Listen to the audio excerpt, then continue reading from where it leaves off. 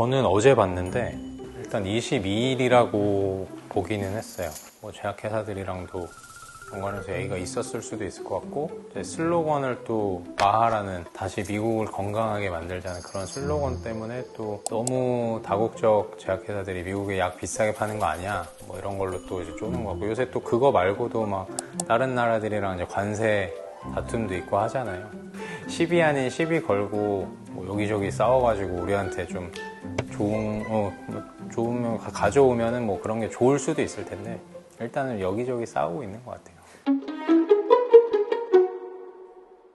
일단은 트럼프의 워딩을 보면은 타이레놀이라고 흔하게 알려진 아세트아미노펜 타이레놀을 임산부한테 투여를 하지 말라. 그리고 아이가 태어난 뒤에도 아이한테도 주지 말아라. 사실은 지금 아기 태어난 직후에도 한 돌 되기 전까지는 우리가 아기들이 열 날 때 타이레놀 성분을 먼저 쓰거든요. 그 다음에 어느 정도 기간이 좀 지나면 우리 흔하게 먹는 뭐 브루펜이나 이런 해열 진통제, 엔세이드라고 하는 그런 계열의 그런 해열제를 쓰기도 하는데, 태어나자마자부터는 잘 안 써요. 우리 흔하게 여태까지 알려진 바로는 임산부하고 영아기, 유아기, 영유 이럴 때는 아세트아미노펜 또는 이제 파라세타몰이라고 하는데, 성분명은 그거를 비교적 안전한 약이라고 알려져 있었고, 해열 진통제, 해열제로 많이 사용을 해왔죠. 근데 한 나라의 대통령이긴 하지만 전 세계적으로 보면은 엄청난 영향력이 있는 사람 입에서 나온 말이잖아요. 또 그게 실제로 그냥 말만 뱉고 어떤 해프닝으로 끝난 게 아니라 FDA에서 실제로 행동으로 옮겼단 말이죠. 의료인들에게는 아세트아미노펜하고 그런 자폐에 대한 연관성 경고를 보냈고, 그 다음에 실제로 또 미국 보건복지부에서도 그 타이레놀 겉에 약 포장지 박스에 타이레놀 국각에 해당 약은 자폐 위험성을 높일 수 있다, 이런 경고 문구를 쓰라고 지침을 보냈죠. 우리가 FDA 등급에서 인부에 대한 위험성을 따지는데, 이 엔세이드, 이부프로펜 이런 것들은 FDA D 등급이에요. D 등급이라는 거는 태아의 위험성이 이제 발견이 된 경우 실제로, 그래서 이제 쓸 수가 없는 약이라고 되어 있는 거고, 아세트아미노펜 타이레놀은 FDA B 등급인데, 이것도 사실은 우리가 임산부한테 대규모로 어떤 약물에 대한 그런 스터디를 할 수가 임상시험을 할 수는 없기 때문에, 동물 실험, 동물 인부, 동물 태아에서는 뭐 크게 뭐 기형이나 이런 문제점이 발견되지 않았고, 이제 사람한테는 아직 그런 임상시험이 진행되지 않은, 그래서 위험하지 않을 것 같다, 이 정도 뉘앙스가 맞는 것 같고요. 2019년도 논문 기준을 가지고 말을 했다고 하는데, 그 JAMA라는 미국 의사협회 논문, 거기서 만든 이제 논문인데, 거기에 실렸던 이제 논문 중에 이제 46개의 논문을 이제 비교 분석한 논문이 있어요. 46개의 논문을 다 비교 분석을 해가지고 낸 거고, 그 중에서도 이제 9개 정도 논문에서는 이제 아세트아미노펜하고 자폐하고 별로 상관관계가 없는 것 같다, 이런 논문이었고, 27개 논문에서는 상관관계가 있다, 이렇게 얘기를 한 거예요.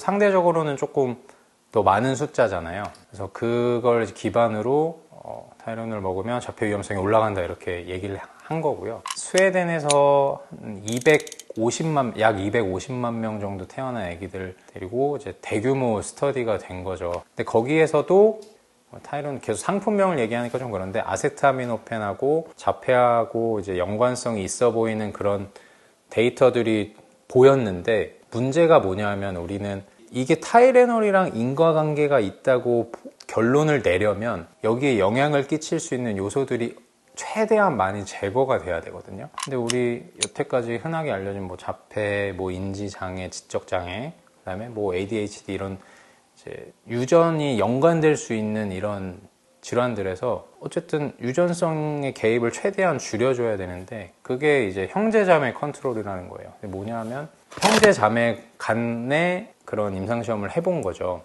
타이레놀 투여군과 아닌 형제자매 컨트롤 하면은 일단은 유전성도 어느 정도 같은 부모한테 태어난 자식들이니까 최대한 비슷하게 해서 어느 정도는 개입을 좀 줄여줄 수 있고, 또 자라난 환경, 같은 부모 밑에서 같은 집에 살면서 비슷한 걸 먹으면서 같이 자라온 형제 자매들은 그런 거에 개입이 최대한 없을 거란 말이죠. 그런 형제자매 컨트롤 그 스터디를 했는데 거기서는 이제 자폐형 스펙트럼 장애나 지적 장애, 그다음에 ADHD, 아세트아미노펜 복용과 요 세 개의 질환과의 상관관계가 성립하지 않는 걸로 나왔어요. 다만 아까 얘기한 대로 그 FDA의 등급이 인부를 상대로 임상시험 된 건 아니기 때문에 무조건 안전하다고 할 수는 없는 거거든요. 꼭 필요한 경우에 한해서 쓰자, 이렇게 결론을 내린 거고, 그러면 용량을 많이 쓰면은 위험할 수 있나? 이런 것도 스터디를 했는데 용량하고도 별로 상관없다는 결론이 나오긴 했어요.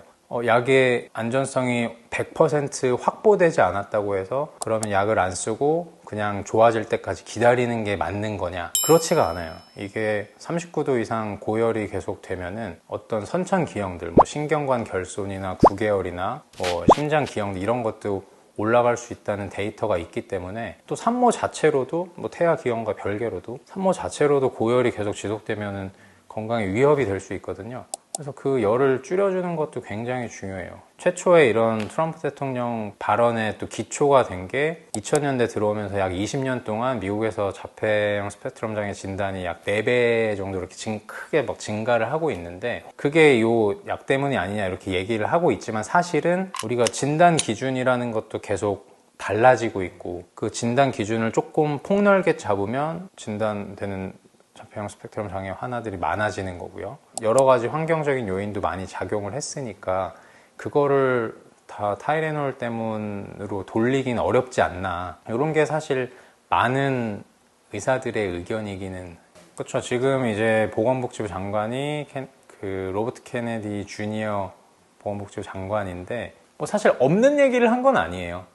없는 얘기는 아니지만 조금 더 나중에 2024년 스웨덴에서 한 스터디가 조금 더 대규모고 그런 형제자매 컨트롤도 있었고 유전이나 환경 요인을 최대한 배제시킨, 그래서 이게 조금 더 신빙성이 있는 스터디들이 아닌가 하는 거죠.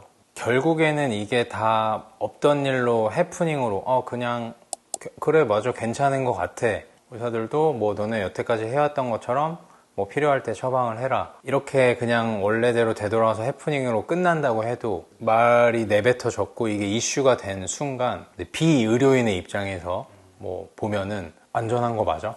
계속 이런 생각이 들 수밖에 없고, 열이 나거나 그래도 웬만하면 참아야지, 뭐 여태까지는 뭐 비교적 산부인과나 이런 데서도 타이레놀 뭐 괜찮아요, 뭐 열 날 때 쓸 수 있어요, 이렇게 해서 처방을 한다고 해도 참는 사람들도 더 생길 수 있고요. 또 이미 이제 아이들을 출산을 해서 키우는 자폐형 스펙트럼 장애, 뭐 ADHD, 뭐 지적장애 이런 아이를 키우는 엄마 입장에서는 내가 임신 기간 때 내가 좀 아파서 타이레놀을 먹었는데 그때 열이 많이 안 났었는데 괜히 먹었나?